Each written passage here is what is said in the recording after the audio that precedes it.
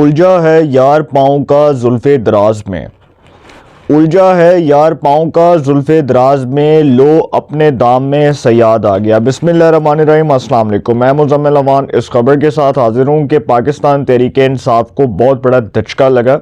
Supreme court of Pakistan ने PTI से बल्ले का निशान वापस ले लिया। इलेक्शन कमीशन ऑफ पाकिस्तान का बयानिया जीत गया और पीटीआई का बयानिया हार गया। दैट्स इट, बात ख़त्म। लेकिन कहानी यहाँ पर ख़त्म नहीं हुई, कहानी यहाँ से शुरू हुई है। अभी तो पार्टी शुरू हुई है लेकिन बल्ला तो बढ़ गया। सर हुआ ऐसे है कि पाकिस्तान तहरीक-ए-इंसाफ ने ये सोचा भी नहीं था कि उनके साथ ये होगा, और इलेक्शन कमीशन ऑफ पाकिस्तान जो 2021 से पाकिस्तान तहरीक-ए-इंसाफ को ये बात कर रहा है कि इलेक्शंस करवा लो, इंट्रा पार्टी इलेक्शंस करवा लो, खुदा दा वास्ते इंट्रा पार्टी इलेक्शंस करवा लो। लेकिन तहरीक-ए-इंसाफ ने चूँकि वो रट लगाई हुई थी, और सर जब इक़्तिदार में होते हैं तो मज़ा ही कुछ और होता है। जब इक़्तिदार में होती हैं तो आपका बयानिया ही कुछ और होता है। जब इक़्तिदार में होते हैं तो तब शाहाना अंदाज होता है, शाहाना प्रोटोकॉल होता है। तो इसी तरह तहरीक-ए-इंसाफ ने सोचा कि कोई मसला नहीं, अभी तो बहुत टाइम है और जब टाइम आएगा तो इंट्रा पार्टी इलेक्शंस करवा लिए जाएंगे। लेकिन चूँकि सर अब सर पर आ पड़ी थी और अब जो है ना वो सारा मामला गड़बड़ हो गया था, तो तहरीक-ए-इंसाफ ने सोचा कि क्यों ना जमात के अंदर इंट्रा पार्टी इलेक्शंस करवा लिए जाएं। और इंट्रा पार्टी इलेक्शंस जो करवाए गए, देखें ये मामला 2021 का है। अब जब इंट्रा पार्टी इलेक्शंस हुए तो इन इंट्रा पार्टी इलेक्शंस के नताइज क्या निकले कि सारे जो है वो बिला मुकाबला मुंतखब हो गए। अकबर एस बाबर गए, उन्होंने कहा कि जी मुझे नॉमिनेशन पेपर्स, मुझे कागजात नामजदगी कुछ भी नहीं लेने दिया गया, मुझे इंतखाबी मैदान में नहीं आने दिया गया, मुझे इंतखाबी अमल में हिस्सा नहीं लेने दिया गया। और उन्होंने क्या किया कि ये जो पाकिस्तान तहरीक-ए-इंसाफ के अंदर इंट्रा पार्टी इलेक्शंस हुए थे, इसको चैलेंज कर दिया इलेक्शन कमीशन ऑफ पाकिस्तान के अंदर। इलेक्शन कमीशन ऑफ पाकिस्तान ने इस पर फैसला सुनाया कि जी पाकिस्तान तहरीक-ए-इंसाफ के इंट्रा पार्टी इलेक्शंस को कलअदम करार दिया जाता है और दोबारा से तहरीक-ए-इंसाफ के अंदर इंट्रा पार्टी इलेक्शंस करवाए जाएं।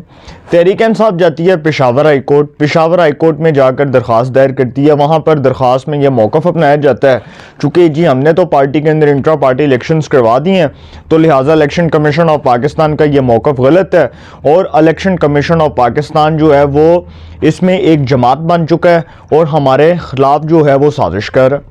और फिर जी पेशावर हाई कोर्ट का सिंगल बेंच बैठता है, वो इस फैसले को, पेशावर हाई कोर्ट का जो सिंगल बेंच है वो इलेक्शन कमीशन ऑफ पाकिस्तान के फैसले को उठा के बाहर फेंक देता है, उसको उड़ा देता है, उसको मुअत्तल कर देता है। उसके बाद इलेक्शन कमीशन ऑफ पाकिस्तान जो है वो पेशावर हाई कोर्ट के सामने ये मौक़िफ़ रखता है कि आपने हमारा मौक़िफ़ सुने बगैर ही उजलत में फ़ैसला दे दिया, आपने तो हमारा मौक़िफ़ ही नहीं सुना।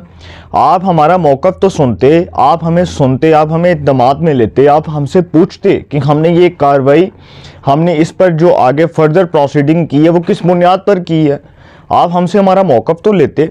लेकिन चूँकि जी वो पेशावर हाई कोर्ट ने फ़ैसला दिया, उसके बाद जब इलेक्शन कमीशन ऑफ पाकिस्तान का मौक़िफ़ आया, एक इदारे का मौक़िफ़ आया, तो इलेक्शन कमीशन ऑफ पाकिस्तान के मौक़िफ़ के बाद पेशावर हाई कोर्ट में डिविजनल बेंच बना। डिविजनल बेंच का नतीजा भी सबके सामने आ गया। पेशावर हाई कोर्ट का जो डिविजनल बेंच था उसका नतीजा भी सबके सामने आ गया। फिर इलेक्शन कमीशन ऑफ पाकिस्तान जाता है जी सुप्रीम कोर्ट ऑफ पाकिस्तान, अदालत उज़्मा, पाकिस्तान की सबसे बड़ी अदालत। इलेक्शन कमीशन ऑफ पाकिस्तान जब सुप्रीम कोर्ट जाता है तो इस पर 3 रुकनी बेंच बन जाता है। Chief justice of Pakistan justice Qazi Faez Isa, justice Musarrat Hilali, justice Muhammad Ali Mazhar, 3 जजेस बैठकर इस केस की समाअत करते हैं। 10 घंटे तक वो बैठे रहते हैं। अच्छा, इसमें एक वो बड़ा इंटरेस्टिंग पॉइंट उठाते हैं, वो ये कि जो इसमें अकबर एस बाबर जो तहरीक-ए-इंसाफ के फाउंडिंग मेंबर्स में से हैं, उनके बारे में सवाल होता है कि क्या अकबर एस बाबर तहरीक-ए-इंसाफ के बानी रुकन हैं या नहीं है।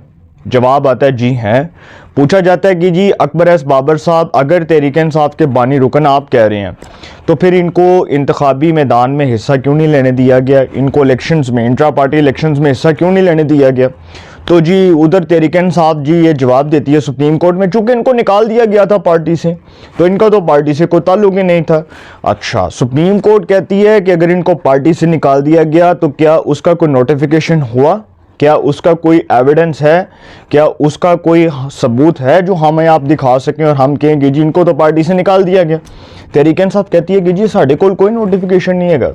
हमारे पास तो कोई नोटिफिकेशन नहीं है। अच्छा सर, नोटिफिकेशन ही नहीं है तो निकाला फिर कैसे भाई? पार्टी से जिसको निकाला जाता है वो भी एक डिसिप्लिन के तहत निकाला जाता है, शूकाज नोटिस जारी किया जाता है। एक शूकाज नोटिस क्या होता है कि जी 14 दिन के अंदर, 10 दिन के अंदर आपने जवाब देना है।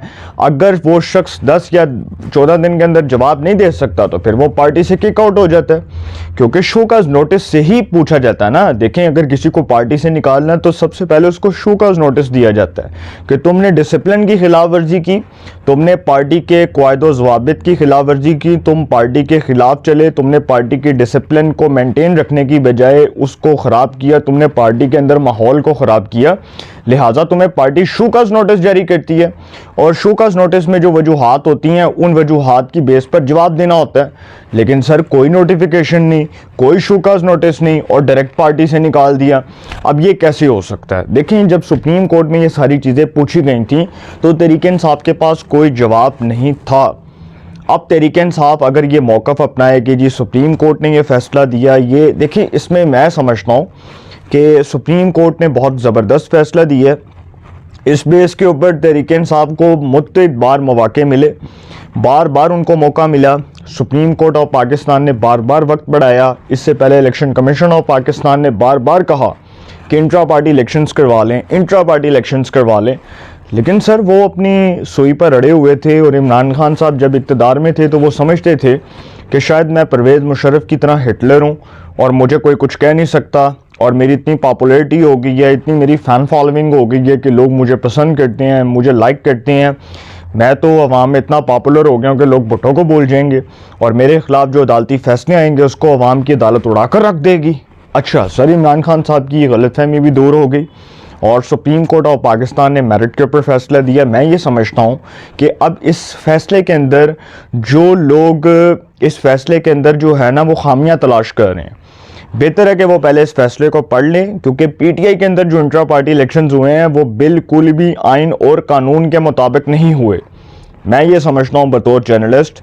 देखें, अगर इंट्रा पार्टी इलेक्शंस करवाने हैं तो उसका एक पूरा तरीक़ाकार है। इंट्रा पार्टी इलेक्शंस को कंडक्ट करने का भी एक तरीक़ाकार है, उसको मैनेज करने का भी एक तरीक़ाकार है। ये नहीं हो सकता कि जी वो शख्स बिला मुकाबला मुंतखब हो गया, उसको बिला मुकाबला मुंतखब कर दिया गया, पार्टी का जनरल सेक्रेटरी बिला मुकाबला मुंतखब, तमाम सूबाई सदूर बिला मुकाबला मुंतखब, बैरिस्टर गौहर खान पीटीआई के चेयरमैन बिला मुकाबला मुंतखब। ये कैसे हो सकता है? अच्छा, अब अगर अकबर एस बाबर साहब के बारे में जो तहरीक इंसाफ ने मौक़िफ़ दिया सुप्रीम कोर्ट ऑफ पाकिस्तान में, उसको तस्लीम कर लिया जाए, उसको तस्लीम कर लिया जाए और ख़ुद तहरीक इंसाफ वहाँ पर तस्लीम कर रही है कि जी ये पीटीआई के फाउंडिंग मेंबर्स में से हैं, और नोटिफिकेशन की जब बात हुई कि जी इनको पार्टी से निकाला गया तो वो नोटिफिकेशन दिखाएं तो वो नोटिफिकेशन तो था ही नहीं। तो इसका मतलब कि फिर तहरीक इंसाफ ने सुप्रीम कोर्ट के मौक़िफ़ को तस्लीम कर लिया और उन्होंने तो इस फैसले को मान लिया कि जी तहरीक इंसाफ तो मान रही है कि सुप्रीम कोर्ट का फैसला बादी नज़र में दुरुस्त है, बिल्कुल हक़ाइक़ के ऊपर मबनी है। तो अब जब इंट्रा पार्टी इलेक्शन ही सर 2 नंबर हुए और सबको पता था कि डंडी मारी गई, सबको पता था वो कैसे करवाए गए। पहले इमरान खान साहब जमहूरियत पर भाषण दिया करते थे, पहले वो जमहूरियत पर लेक्चर्स दिया करते थे।